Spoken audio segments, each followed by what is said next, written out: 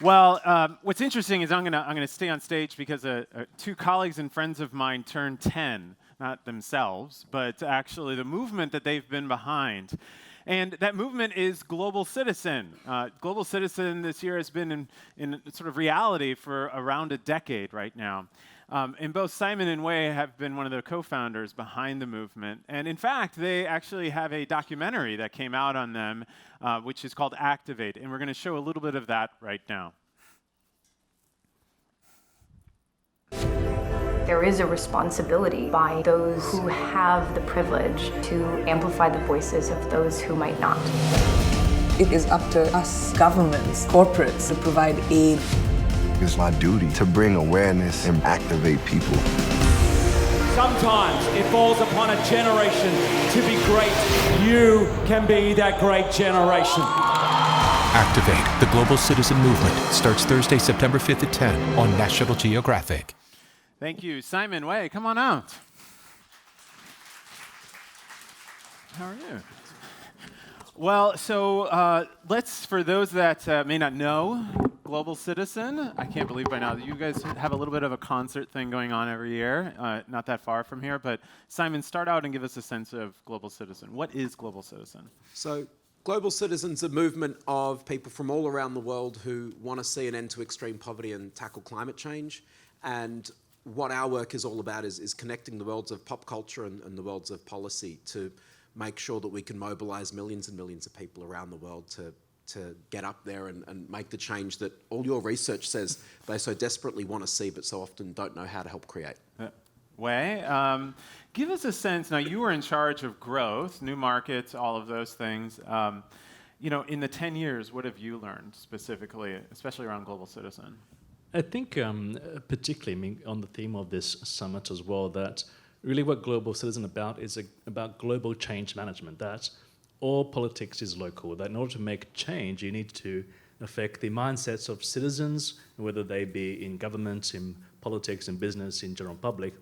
And really in that sense, when you look at any extreme poverty, it's not going to be ended by Americans or Australians or Europeans. It has to be very grassroots led in terms of Nigerians in Nigeria and Indians in India and Indonesians in Indonesia, that fundamentally what we've managed to be doing the last 10 years at Global Citizen is to create a methodology which holds a society and each other to account. So as part of the movement, it's based upon 3 pillars of content, action, and rewards, that you consume content, you do online actions, and for the chance to again get a reward. So as Simon mentioned, we have this festival in Central Park, but also go to that event each year, you have to take these action journeys. And once you've done those steps, you can then have a chance to go to the festival. Now, 2016 was the first time we managed to take this methodology to outside of the global north. So we took it to India for the first time.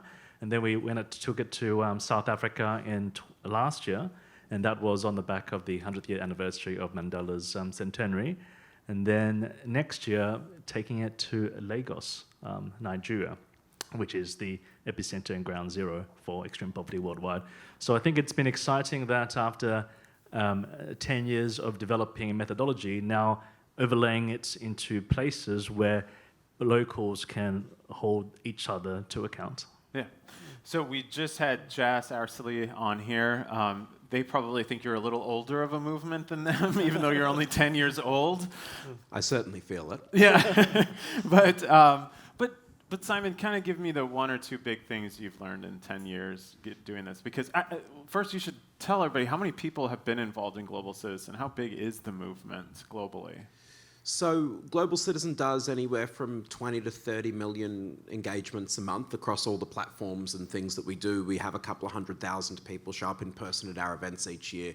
We mobilize anywhere from sort of $5 to $10 billion a year in commitments to achieve the global goals. So we're often working on some of the very big topics that are out there with quite large numbers of people, some of whom are engaged in quite small ways, some of whom are giving their lives and everything to this. And so as I look at what I've learned, I think the first thing is that people are yearning for a sense of what positive change they can be a part of.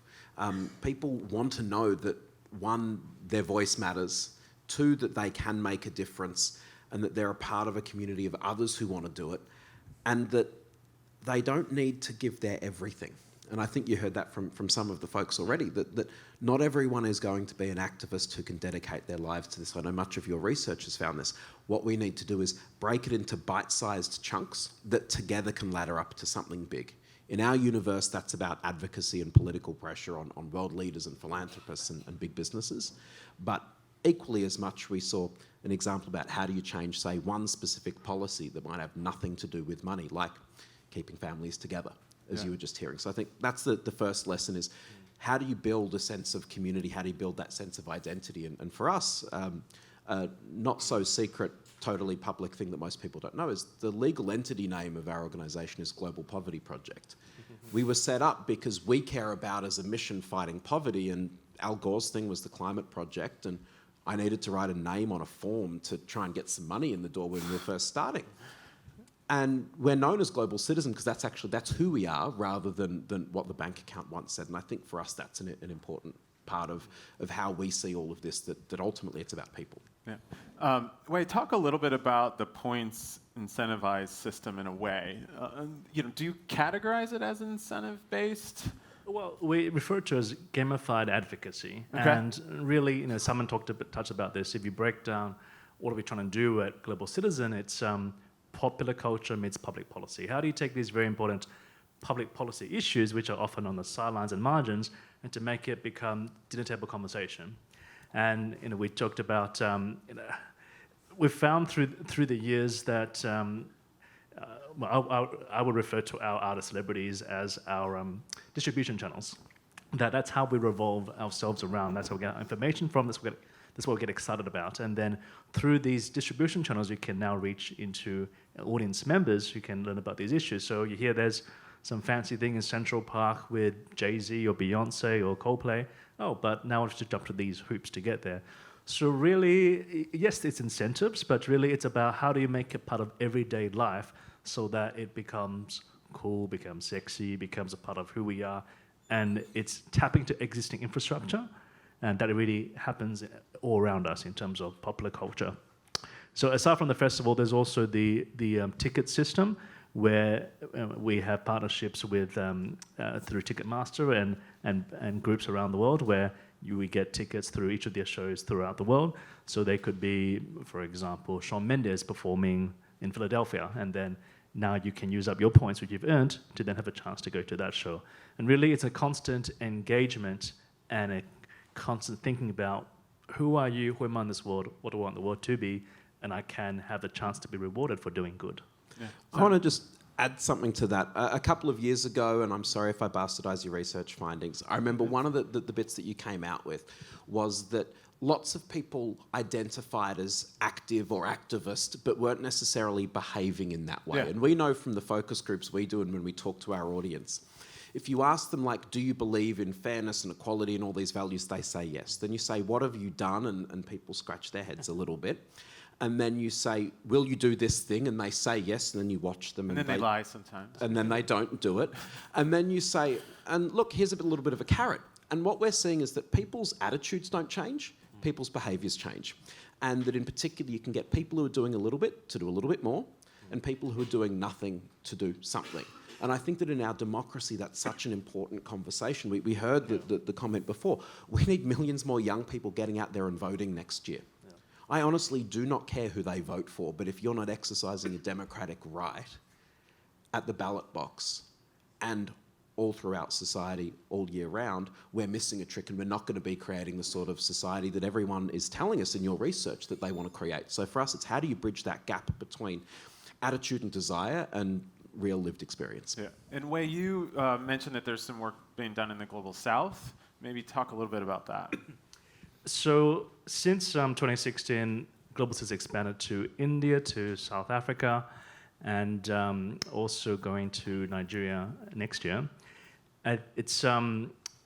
So we worked with a partnership with an NGO in India, and where we put on the event together. And then in South Africa, we've set up our own operations there as well. And Nigeria is going to be very exciting for a number of reasons. One is that it is the ground zero of the SDGs, that if you're not going to be able to affect change within Nigeria, the world will not be able to get anywhere close to an extreme poverty by 2030. And particularly too, it's when you are engaging with young people who are such a big proportion of those countries, and these are literally the future leaders of the country in a much bigger way than, say, in the global north is, plus also overlaying that with a large rising number of middle-class consumers too. I think the potential there is very exciting. Yeah. Simon, talk about where are you headed now? It's been a decade-ish of this work. Are you going to be in it for another decade? I mean, what's the... I mean, the world's got 10 years to stop climate change from undoing all the good progress that's been made over the last 25 years. The world's got a plan. The UN, all the world's countries came up with it in 2015. They're called the Global Goals for Sustainable Development. And for us, that's a really great roadmap. And we can get away from the discussions of is it possible, and say, guys, the world has a plan. What we need to do is mobilise the resources, the policy change to do it. So I'd love to be able to say in 2030, I'm done, I'm retired. I look forward already to seeing these young people, the folks you're hearing from today, who are rising up, who are doing such amazing work. I think for me that the overwhelming thing that I'm seeing right now is that, and you saw this in your research, that these issues connect lots, and you can't tackle poverty without tackling climate change. You can't talk about how to make the world better without directly addressing issues like gender equality as part of that, and making sure that at the heart of the storytelling that we do, the heart of the actions that we're taking, we're reflecting that in what we do. I think to me is a big shift from someone who 15 years ago stood up at a rather public event and said, I don't give a shit about polar bears. I care about people. And I still care a lot more about people than polar bears, but I recognise that the polar bear is an incredibly important symbol of what we're doing to our planet and all the people who live on it. Great. Thank you so much. I appreciate it. Thanks, guys. Go ahead. They'll take that for you.